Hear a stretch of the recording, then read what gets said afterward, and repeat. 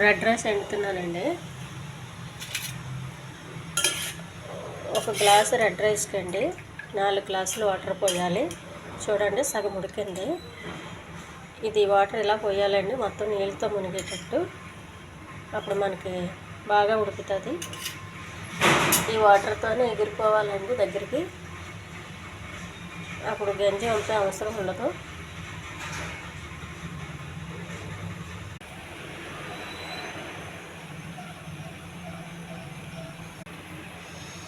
నేను అన్నం స్టవ్ మీద పెట్టి చాలా టైం పట్టిందండి. మీకు తొందరలో చూపిస్తున్నాను, మొత్తం వీడియో అంతా చేయట్లేదు. అన్నం చూడండి దగ్గరికి వచ్చింది. ఇంకా కొద్దిగా వాటర్ ఉందండి, ఇంకా కొంచెం దగ్గర పడాలి. ఈ రెడ్ రైస్ చాలా హెల్దీ అండి. ఈ ఛానల్ నచ్చితే సబ్స్క్రైబ్ చేయండి, షేర్ చేయండి, లైక్ చేయండి. దీని పప్పు ఆకుకూరకు బాగుంటుందండి, దోసకాయ చట్నీకి బాగుంటుంది, చికెన్ కర్రీకి బాగుంటుంది. మనం ఏ కర్రీ వేసి కన్నా బాగుంటుంది. కానీ ఉడికేది లేట్ అండి కొద్దిగా.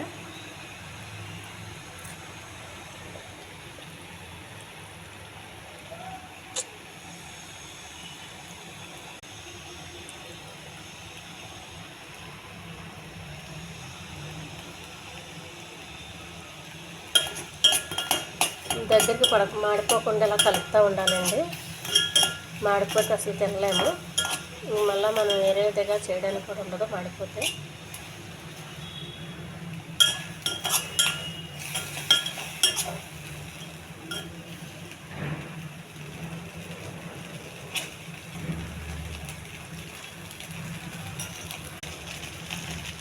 రెడీ అయిందండి. స్టవ్ ఆఫ్ చేస్తున్నాను. చూడండి కింద అంటుకుంటుంది అనేసరికి దించేయాలి. ఇలా కలుపుకోవాలి. పొద్దున్నే వేడిగా ఉంటుంది కాబట్టి ఇంకా మాడిపోతుందండి.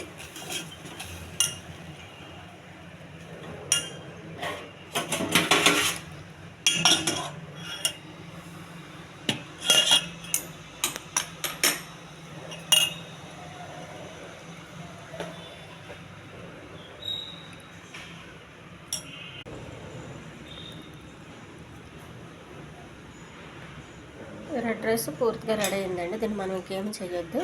మళ్ళీ వేడి చేసినా కూడా మెత్తగా అయిపోతుంది. వేడి చేయకూడదు. ఒకసారి వండామంటే మళ్ళీ వేడి చేయకూడదు.